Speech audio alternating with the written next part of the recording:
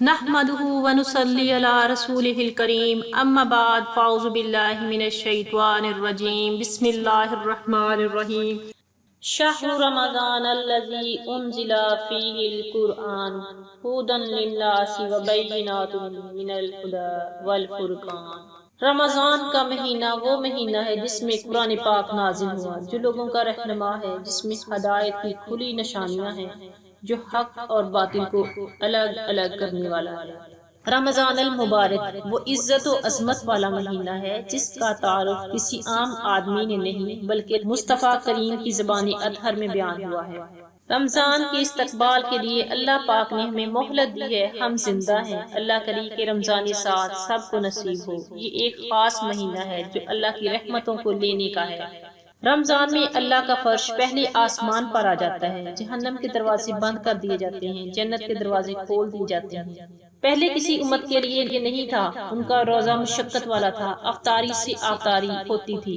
ہمارا روزہ بہت آسان ہے، سحری بھی ہے، آفتاری بھی ہے۔ ان کی نماز تراویح نہ تھی، ہماری نماز تراویح ہے۔ قرآن سننے کے لیے، قرآن کو زندہ رکھنے کے لیے نماز تراویح۔ دن رات یہ اعلان ہوتا ہے، آسمان پر ہر وقت آواز آتی ہے کہ کوئی توبہ کرنے والا ہے، میں اس کی توبہ قبول کروں، ہے کوئی معافی مانگنے والا، میں اس کو عطا کروں۔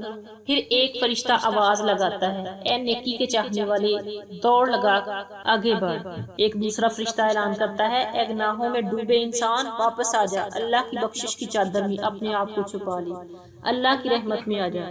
نبی کریم رؤوف الرحیم صلی اللہ علیہ وآلہ وسلم نے رمضان کا استقبالیہ خطبہ ارشاد فرمایا۔ آپ منبر پر کھڑے ہو گئے اور فرمایا، اے صحابہ کرام، آپ کو پتہ ہے کون آ رہا ہے؟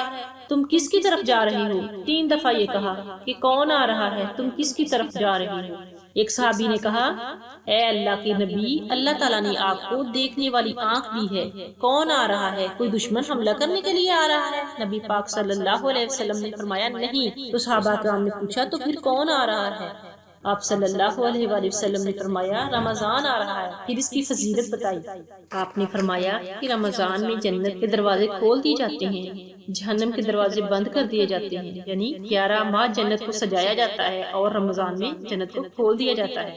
نبی پاک صلی اللہ علیہ وآلہ وسلم نے فرمایا، ہر چیز کی زکوٰۃ ہوتی ہے اور جسم کی زکوٰۃ روزہ ہے۔ روزہ رکھنے سے جسم پاک ہو جاتا ہے اور اس سے شفا نصیب ہوتی ہے۔ روزہ شفا کا پیغام ہے۔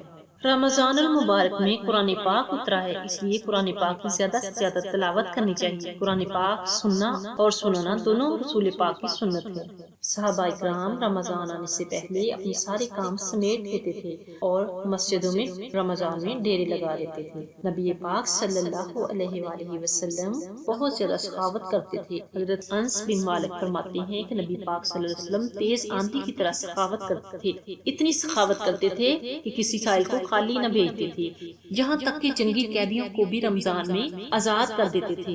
حضرت ابی بن کعب فرماتے ہیں، نبی پاک صلی اللہ علیہ وآلہ وسلم تشریف لائے، نبی پاک صلی اللہ علیہ وسلم نے مجھے بلایا اور فرمایا، آؤ میں تمہیں قرآن پاک سناؤں، میرے رب نے یہ مجھے حکم دیا ہے۔ حضرت ابی بن کعب نے فرمایا، اللہ تعالیٰ نے میرا نام لیا ہے؟ نبی پاک نے فرمایا، ہاں اللہ تعالیٰ نے تمہارا نام لیا ہے، یعنی قرآن پاک کا سننا اور سنانا دونوں میرے نبی کی سنت ہے۔ اللہ تعالیٰ فرماتے ہیں، الصوم لی وانا اجزی بہ، روزہ میرے لیے، میں اس کا اجر خود دوں گا، یعنی انسان کا یہ عمل اللہ تعالیٰ کے لیے ہے۔ روزہ دار کے معدے سے جو بو نکلتی ہے وہ اللہ تعالیٰ کو مشک یعنی کستوری کی خوشبو سے بھی زیادہ محبوب ہے۔ روزہ دار کے لیے 2 خوشیاں ہیں، ایک خوشی افطار کے وقت ملتی ہے اور دوسری خوشی روزے کے صلے میں رب کا دیدار ہوگا۔ دنیا کی بڑی دولت ایمان کی دولت ہے اور قیامت کے دن سب سے بڑی دولت رب پاک کا دیدار ہے۔ جنت کی جو نعمتیں ہیں دنیا کی نعمت ان کے برابر نہیں، لیکن سب سے بڑی دولت رب کا دیدار ہے جو روزے کے صلے میں نصیب ہوگا۔ روزہ اللہ اور بندے کے درمیان ایک راز ہے۔ روزہ نور ہے، روشنی ہے، جہنم سے آزادی کا ذریعہ۔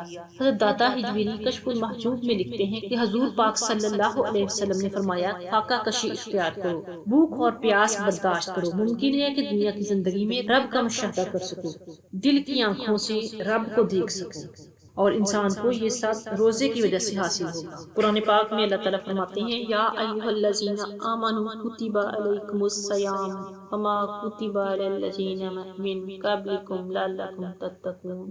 اے ایمان والو، تم پر روزے فرض کیے گئے ہیں جس طرح تم سے پہلے لوگوں پر فرض کیے گئے تھے تاکہ تم پرہیزگار بنو۔ ہم خوش نصیب ہیں، اللہ پاک نے ہمیں ماہ رمضان دیا ہے، مل کر آئیں اس کی رحمتیں سمیٹیں۔